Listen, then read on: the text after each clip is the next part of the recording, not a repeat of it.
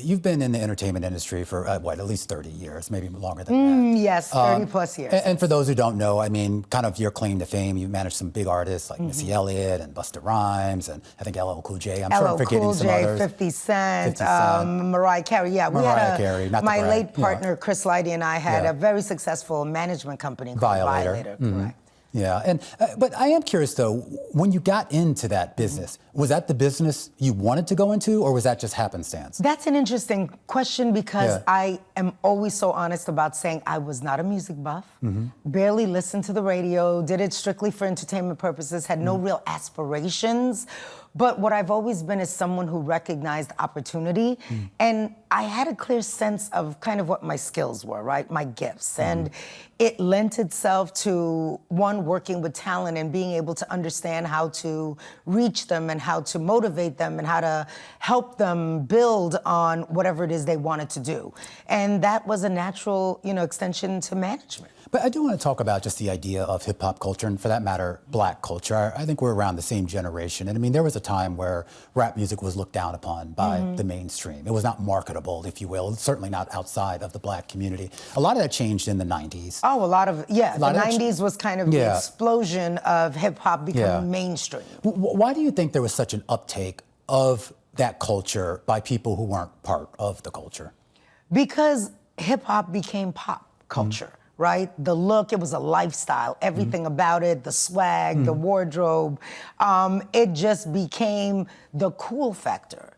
And I think we've seen that over the, course of music and culture where black culture, right, whether it be the music, the fashion, always led kind of the fads and the crazes. And we saw in the 90s where you had all these different genres of music that were more popular, but because hip-hop was a lifestyle, I think people were subscribing to the lifestyle in its entirety, and along with that came the music.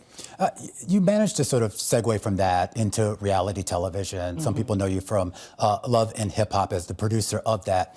I am curious, though, just about the idea of those shows. And my understanding of how that show evolved, it wasn't even really around the spouses and girlfriends. It was supposed to be around the artists themselves, right? Jim Jones. But at some point you realized there was maybe a bigger audience for that. And I am curious about how that evolved and how that effectively became the template for so many other reality shows, not just black reality shows, but from the other cultures as well. I mean, I think when you go back to talking about pop culture and talking about the fascination with the lifestyle and, the cool factor of any given world, hip hop was that at the time. And what we were doing was pulling the curtain back and giving people kind of a front row seat, an insider's view of all of the things behind the scenes, the things they weren't aware of, familiar with, and specifically the relationships that existed. We were seeing a, rash of these female ensemble shows that were showcasing different elements of worlds and relationships and lifestyles, and here was one that I was very familiar with, having navigated it with my clients and being, bearing witness to those relationships and just the heartbreak of being with someone whose, forward-facing persona was such that you weren't on the red carpet with them and you didn't have an opportunity to, be front and center in those relationships. And understanding that here was an opportunity to not only, like I said, pull the curtain back and give people, a peek into this world, but potentially provide an opportunity for these women as well to pursue their own goals. What are the opportunities out there for other Mona Scott Youngs? And I ask that because when you look at the proliferation of reality shows involving black casts, so many of them are produced and to a certain degree owned by non-black people. Is that improving? Are we getting more representation, not just on the screen, but also behind the camera and more importantly in the executive suites? Listen, that's a tricky question because we're looking at some unprecedented times in the world that, of course, impact what we're seeing in terms of the representation on screen.